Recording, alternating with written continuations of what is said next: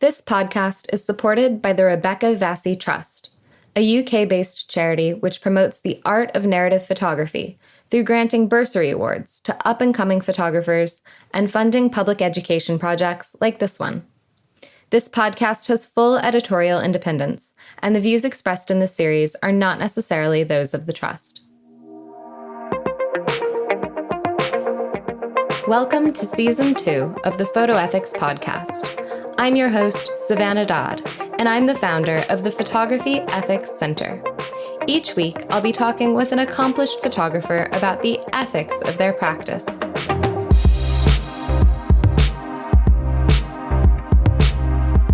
Today, in the 12th and final episode of Season 2, we'll be talking with Hannah Fletcher about working sustainably.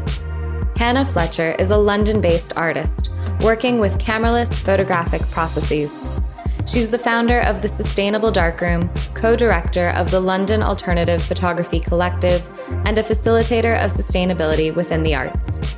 Hannah's work intertwines organic matter, such as soils, algae, mushrooms, and roots, into analog photographic mediums and surfaces.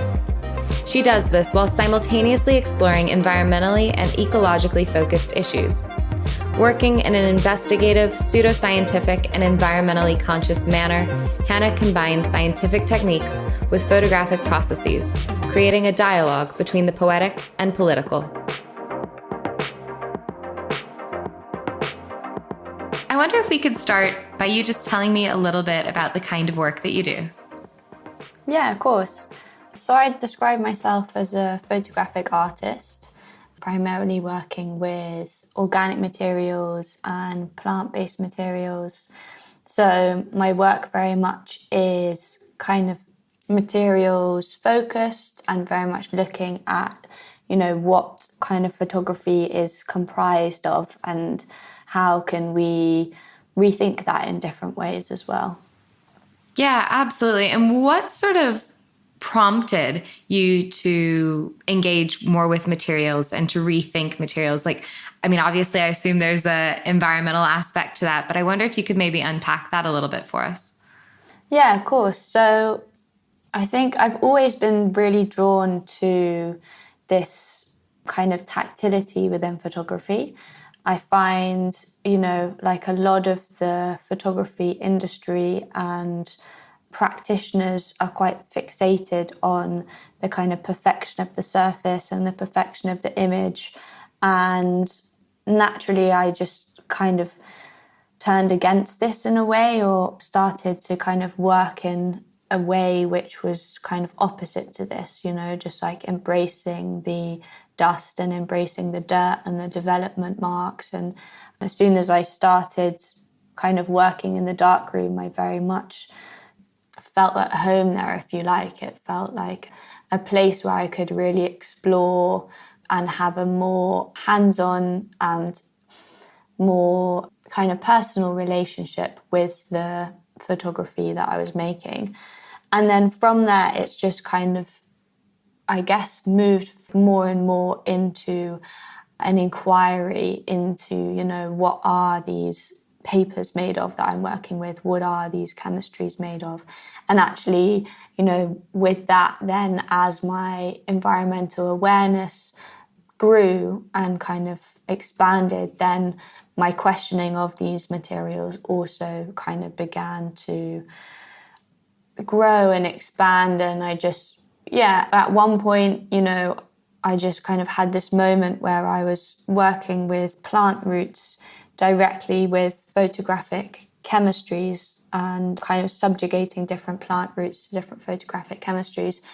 And I suddenly just thought, what if actually some of these plants could absorb, the silver from waste photographic fixer and use it in a positive way? Like, actually, what if there's something more going on here that I could explore and somehow create more of a holistic ecosystem within photography, which isn't just, kind of mindlessly using materials and not really knowing where we're getting them from or where they're going, or even how they can work in balance and in relationship with other things. Kind of for a long time, my work has really been focused on working directly with organic materials and trying to figure out what their relationship is with the photographic.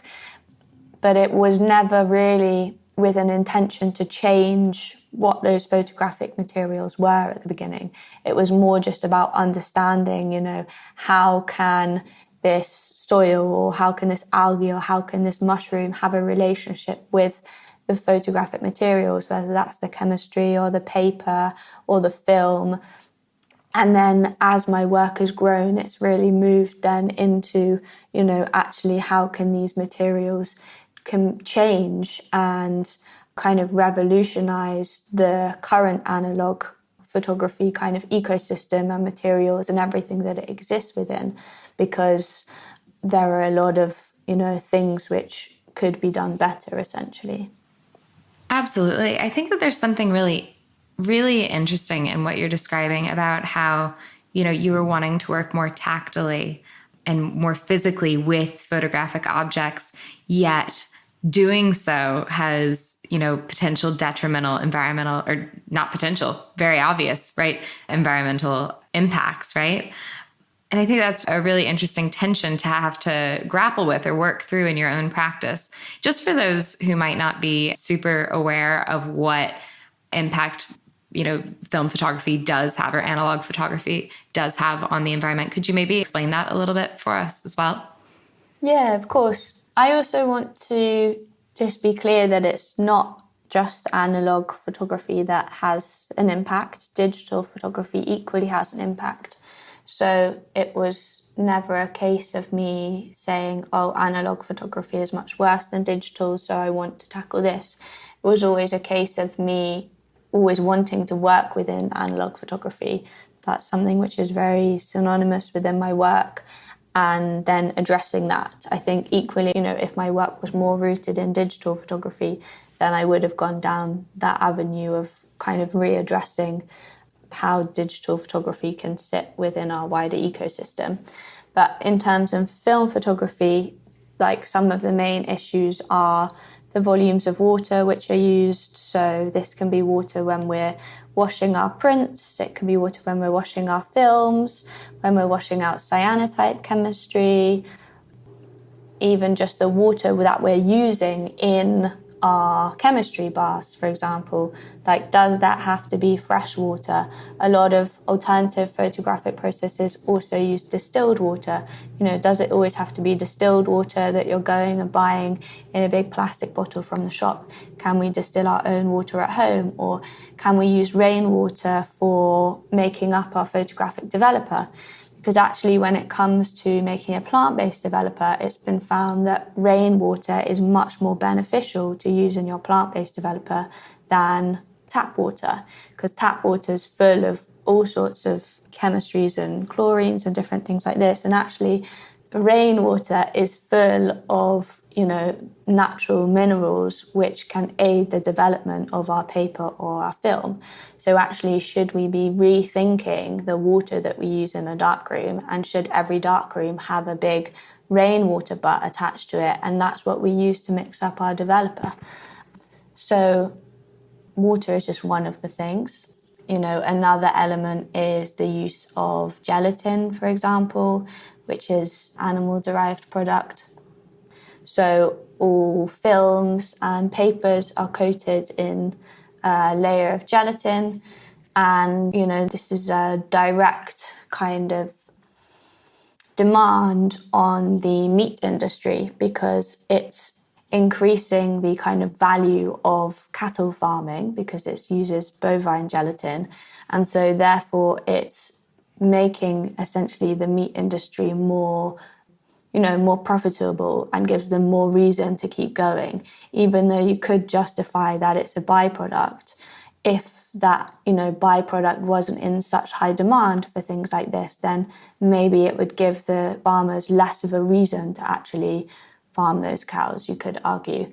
And if you want to read more about kind of the statistics of, how many cows and how much gelatin is used in the film industry, Ed Carr, who is a colleague of mine and works on me with the Sustainable Darkroom, has written a paper on it.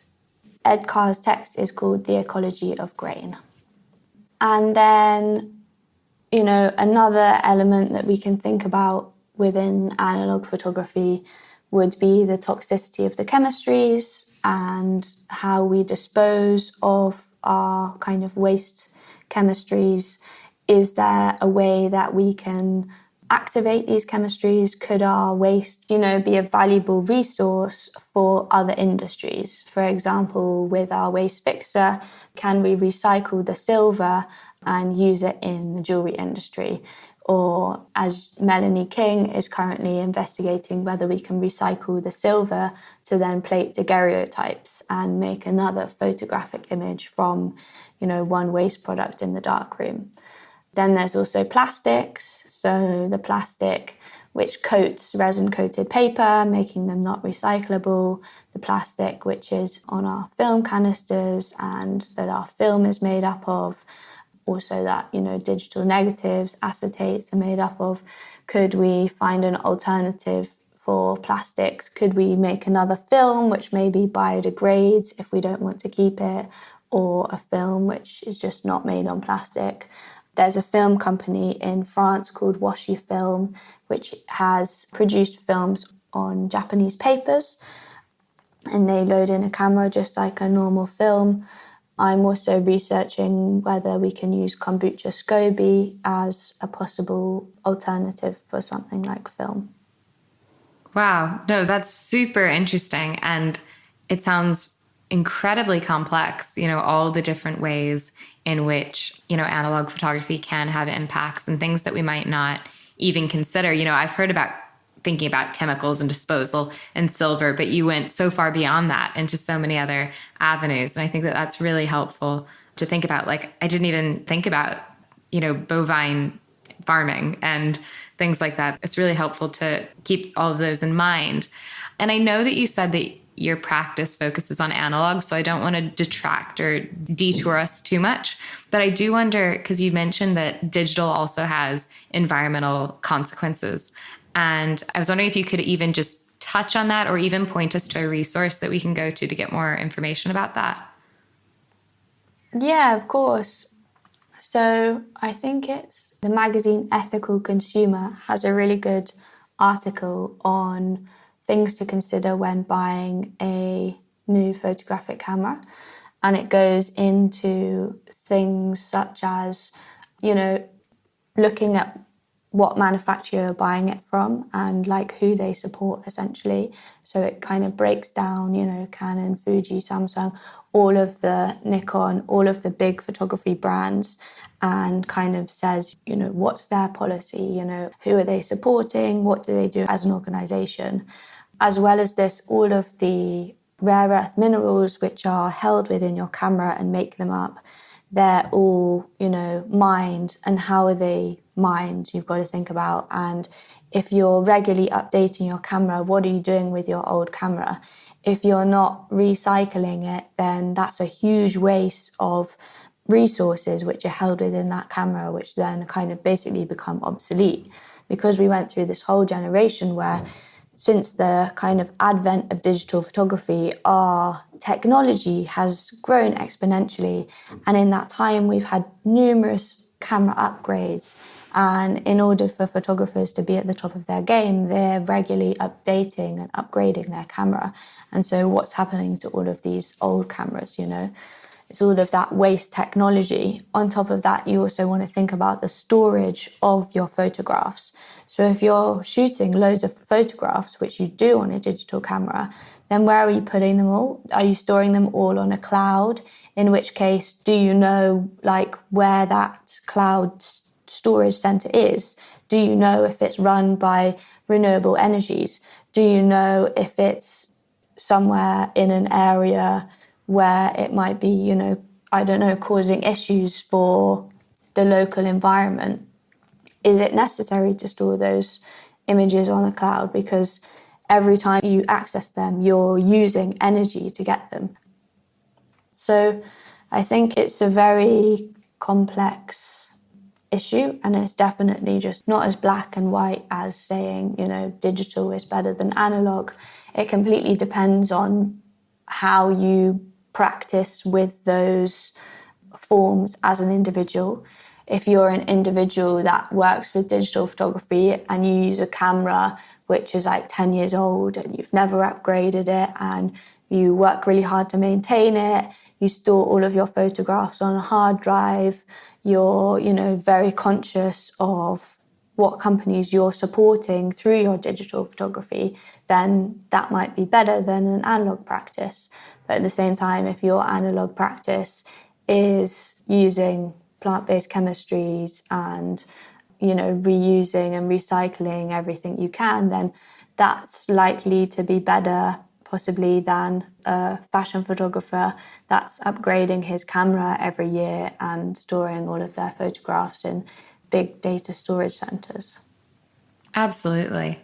And I guess I'm wondering, a little bit more about what kinds of resources should other people or could other people go to learn more of these things? Because I think that this is something that I definitely don't hear enough about.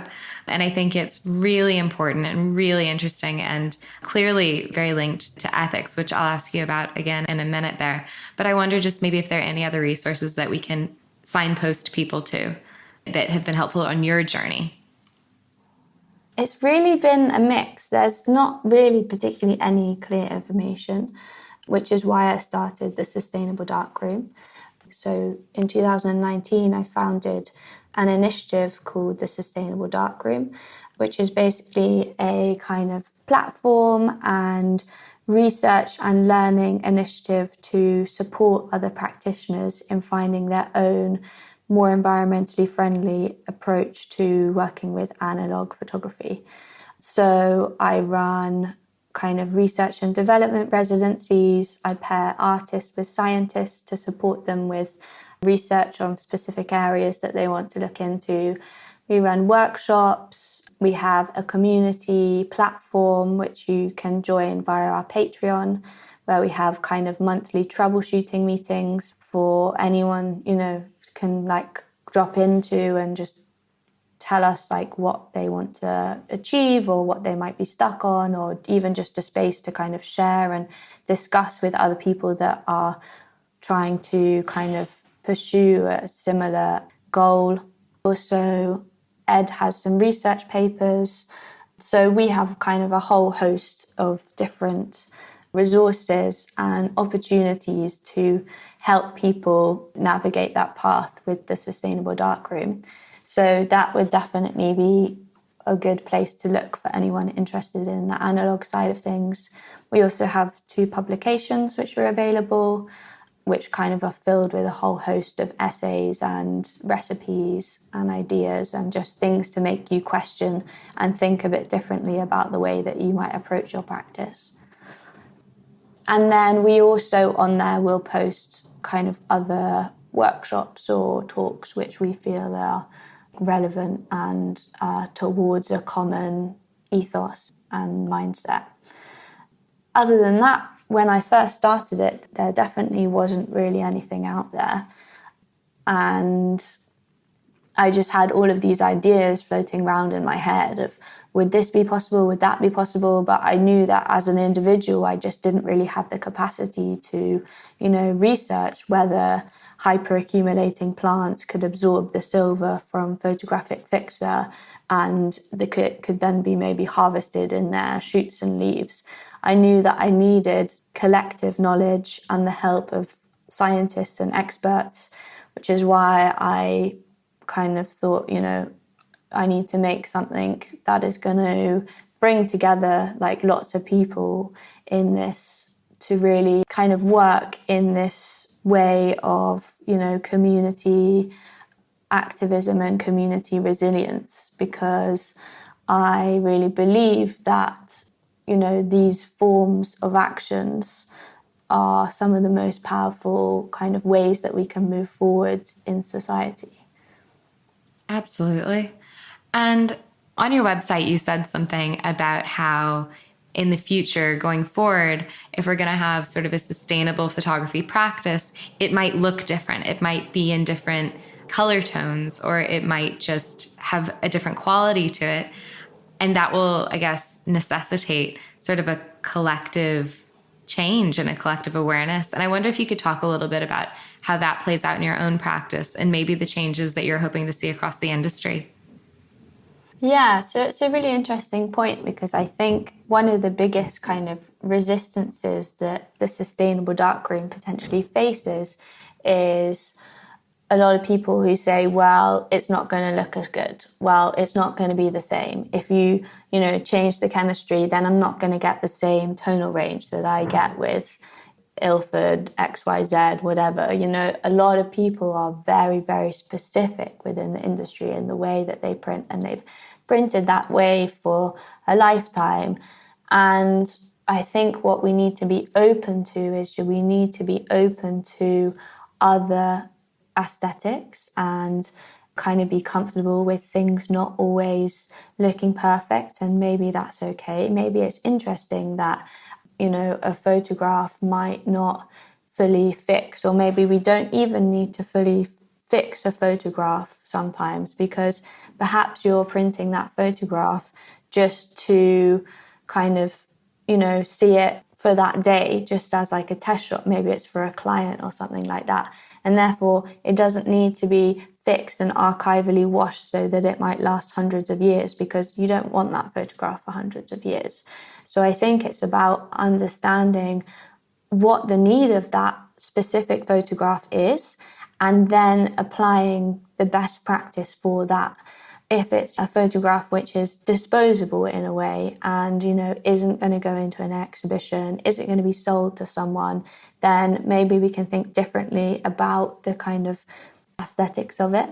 But even overall, I think the project that you're referring to is one where I've researched the relationship between iron and photography. So like iron rusting on photographic prints.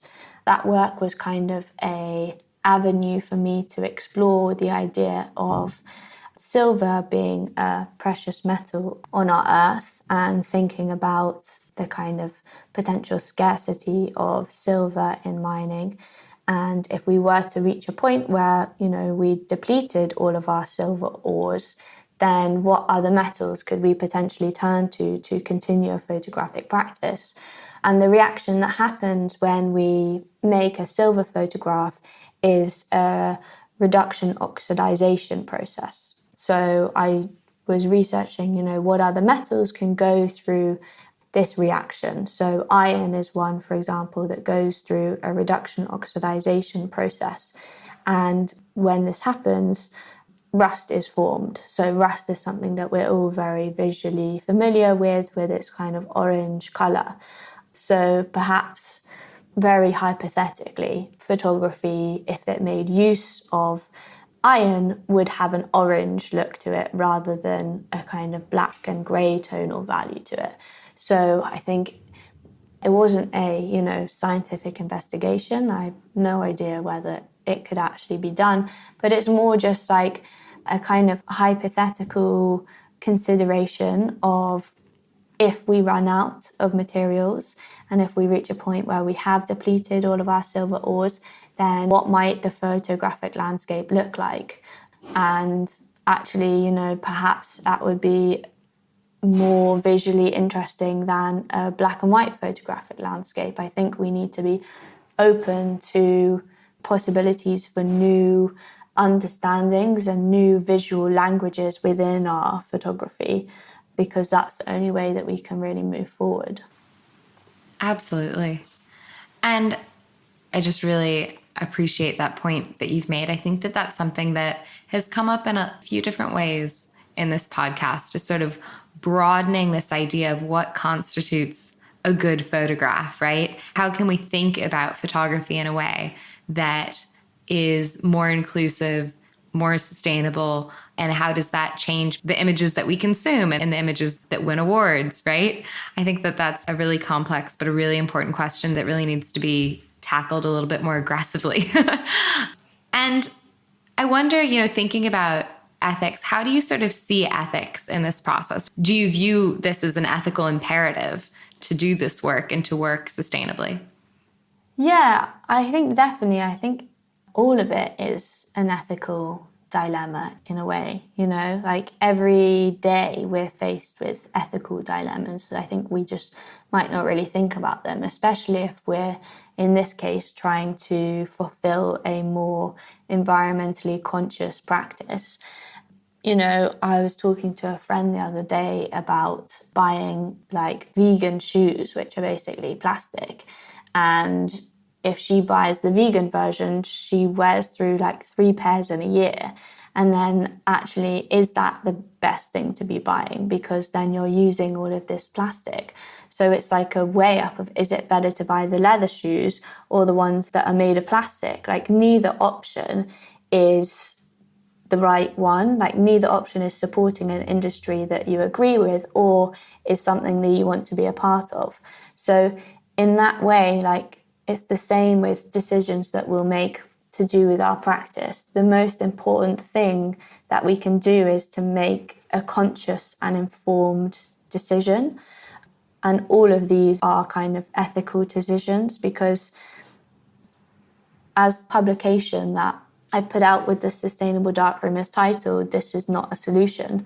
None of these ideas that I'm putting forwards are solutions to working completely environmentally friendly. Like none of them are perfect, none of them are solutions yet. But I believe that just making an informed decision, knowing what materials you're using, where it came from, why you're using it, why it makes sense for your practice, being able to justify it, I believe that this is one of the most powerful things that we can do as a society, is to inform ourselves and make conscious decisions. Because at the end of the day, the way that our society is structured and the world that we live in, there's not a correct or best way to do things most of the time. So often we're faced with multiple paths which all have negative aspects to them. So we need to really understand that, yeah, there's not one simple solution and there's no right way to do things. But what we can do is begin to introduce these more mindful approaches and understandings and, you know, help other practitioners be informed and conscious of what they're doing and make conscious decisions, basically, which are relevant to them as individuals and the way that they work. Absolutely. No, I think that makes complete sense. And I really appreciate something that you said there about, you know, this is not a solution. I think that that's a really important recognition that it's very much a work in progress. And I try to talk about that a lot when we're talking about ethics and we're talking about vulnerability as well, that like in 5 years' time, there will inevitably be better ethical decisions that we could have made. And we'll look back and we'll say, oh, that was actually not sustainable or not ethical or not the right way to do things. But we're learning and we're reflexive about that process. And I feel like that sometimes is the most important point. Like you said, you know, being conscious of the decisions that we're making. I mean, I think that resonates with me so strongly. I think it really connects to what I'm trying to do with the Photography Ethics Center. So I really appreciate hearing that from you as well.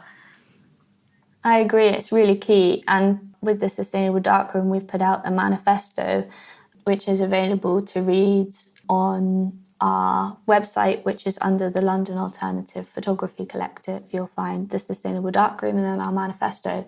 And we kind of state that we'll, you know, continue to evolve with new knowledge and research so that we can provide like constantly up-to-date and essential information and resources.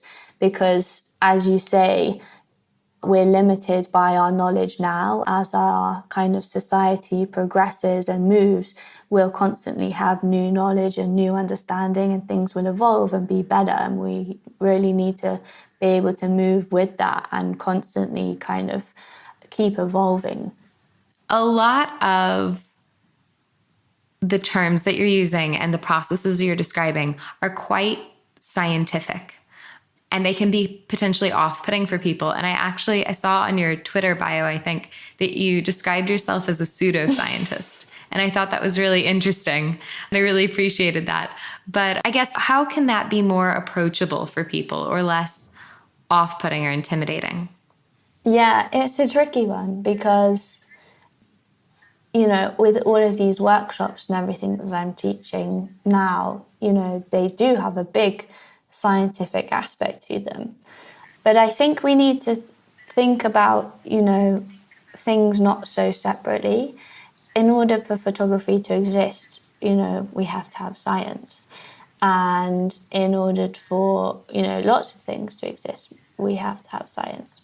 But then equally, if we're thinking about, the whole ecosystem of photography, it relies on so many other industries to exist. And I think we need to not think of ourselves as an individual photographer, like existing on our own, like that's our sole being is a photographer. I think we need to think more about the photographer as existing within this big, wide ecosystem and the way that we're connected to all of these other industries. And if we can, this might seem like a big ask for some people, but we should have some sort of awareness of what all those other industries are and how we're connected to them. We don't need to know exactly how they work, but just having an awareness of where that comes from and what industry it's connected to and actually maybe what other industry it could benefit. And I think that all practices need to work like this. It's not just photography. Like the restaurants know where their vegetables come from and they might know that the style of farming that is used on that farm because it's relevant to the way that the food tastes, and that's really important for their business. Equally, we should have some sort of knowledge of this silver comes from a sustainable mine maybe, but a lot of that is down to, the big industries and the big companies, and so far they haven't really, stepped up to provide that at all. So at this stage, it's really difficult to ask people to be that holistic photographic practitioner that ideally we should all be striving to be. So I think at this stage, if you're just kind of begin to inform yourselves at the level that you're comfortable with, there's no need to go and learn all the chemistry. But at the same time, if that really becomes interesting to you, then go for it. Like, I'm not from a scientific background at all. I was like in bottom set science all throughout school, and I was very much like just the only thing I was particularly good at was like art. But I'm very much someone who learns through making and learns through doing things and learns through having a connection to something. So as soon as I was able to have a connection to these more scientific learnings, then I've been able to process it, and it's really interesting to me. I'm still not able to sit there and read a scientific journal and process it because that's not the way I work, but I can pick things up from different people, I can try things out myself, and then through that I'm able to inform myself more scientifically. But by no means would I call myself, a scientist or claim any sort of, it's like scientific expertise. And I teach some workshops which are scientific processes. For example, soil chromatography is a scientific process. It's something that you would do in a lab to test the quality of your soil. And when I teach it, I try and make it very clear at the beginning of my workshop, I'm not a scientific expert. I'm teaching this from an artistic perspective. So things I might do might not be completely right, and this might not be the best practice. But for me, it's about, engaging with our soils and engaging with our environment in a way which gives us more knowledge. It's not about doing things perfectly and being scientifically accurate for me, but I think it's the benefit that some form of scientific knowledge can give us without being really, as rigorous as a scientific researcher would be. We're not on that level at all, but I think it's more about the way that we look at things.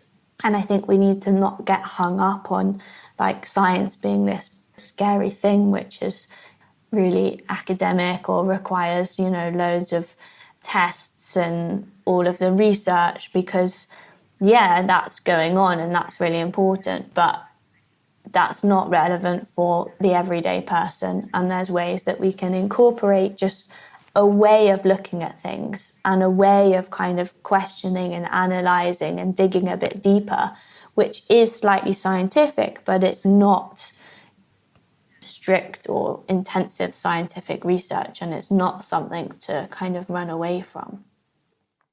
Can you tell me, what does photography ethics mean to you? I think ethics encompasses everything that we do, and I don't think it should be thought of as something separate from photography. It just should be completely intertwined in a way, and ethics isn't this thing which kind of sits, on a podium, like over there. It's like within everything. It's within the ecosystem. It's within, the camera that you're holding, and it's within the scene that you're photographing, and it's within the chemistries that you're developing in. And I think it's just really about having a complete awareness of how those materials came to be and your relationship with them, and a consciousness that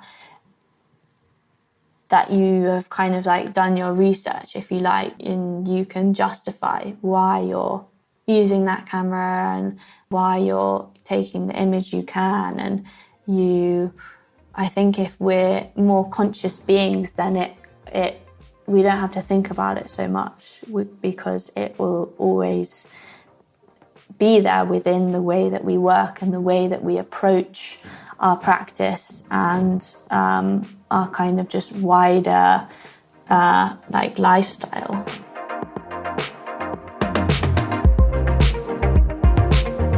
Thank you very much for listening to this episode of the Photoethics Podcast. The aim of this podcast is to share new insights about photography ethics with others. So if you heard something you liked, please share this podcast with someone who would appreciate it. The links to all things mentioned in this episode are available in the show notes at www.photoethics.org. This is the final episode in Season 2 of the Photoethics Podcast. You can stay connected with us by enrolling in our online courses on photojournalism ethics at www.photoethics.thinkific.com, or by following us on social media. We're on Twitter at Photoethics and on Instagram at Photoethics Center. Thanks very much for joining me throughout Season 2. This podcast was edited by Ellie Gascoigne.